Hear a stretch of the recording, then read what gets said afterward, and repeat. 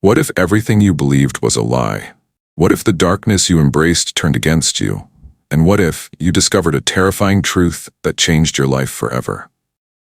For years, he worshipped Satan, performed dark rituals, and thought he had power over the unseen. But when he saw what was truly controlling him, he ran. What did he see? What did he hear? And how did he escape? Stay with me, because what you're about to hear might shake you to your core.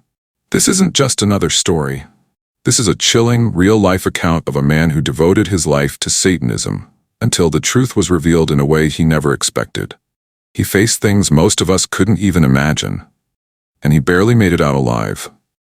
By the end of this video, you'll understand the horrifying secrets hidden in satanic rituals. The moment he realized he was trapped in something far darker than he thought, how he found the one thing that broke the chains of evil. Let's dive into the shocking truth. He wasn't always like this. He was a normal kid, just like you and me.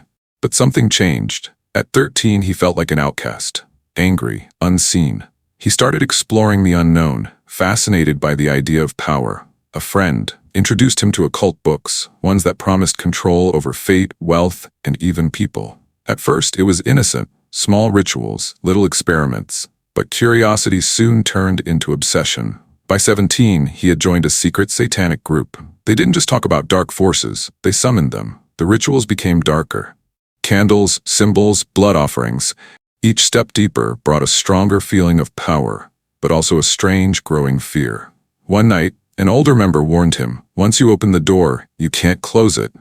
He laughed. What could possibly go wrong? But what he didn't know was that something was already watching him, and it wasn't going to let him go so easily. Everything changed after that night, the first unexplainable experience. During a ritual, something felt off. The room got unbearably cold. A shadow moved where there was no light. He heard whispers, not from the people around him, but from everywhere. That night, he woke up gasping. Someone was in his room, watching, waiting. He could feel it, but when he turned on the lights, nothing. Sleep paralysis, or something else? It kept happening. Every night he felt paralyzed. A force held him down, whispering, threatening. He saw things in the shadows, things that weren't human. He thought it was all in his mind, until his friends started experiencing the same things. But the worst was yet to come. Because the moment he thought he was in control, the darkness proved otherwise. He thought he was the one calling the shots. He was wrong. One night, his group attempted a ritual to summon a higher entity. They gathered in a circle, chanting, offering a sacrifice. But the energy changed. Something was different. Something came through. The candles blew out. A deafening silence fell, and then the screams started. One member fell to the ground, convulsing. Another started clawing at his own face.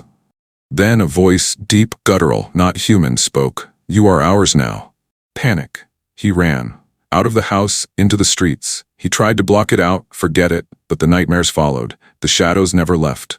Desperate, he sought help. A Christian pastor agreed to meet him. The moment he stepped inside the church, he collapsed. And that's when he realized the horrifying truth. He had never been in control. But was it too late to escape? For the first time in years, he felt something different. The presence of peace, but also an intense battle raging inside him. The pastor and his team laid hands on him, praying. He screamed, thrashed. The shadows in his mind fought back. But as they spoke the name of Jesus, something happened. Something powerful. He felt chains breaking. The darkness recoiled. And suddenly he saw light.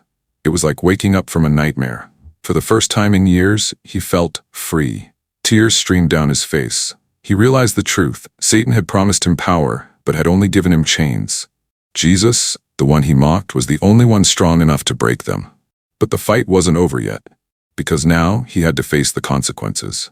Even after leaving Satanism, the attacks didn't stop. The enemy didn't let go easily. But every time fear crept in, he spoke the name of Jesus, and the darkness fled. His mission today now, he shares his story to warn others. Satanism is not a game. The devil doesn't give, he only takes. But there is hope. No matter how deep you've gone, Jesus can set you free. His final words to you: if you're feeling empty, lost, or trapped in darkness, don't ignore it. There is a way out. The truth isn't in rituals or power, it's in Jesus. And I'm living proof. If this story impacted you, let us know in the comments. Hit like, subscribe, and watch this next video to learn more about the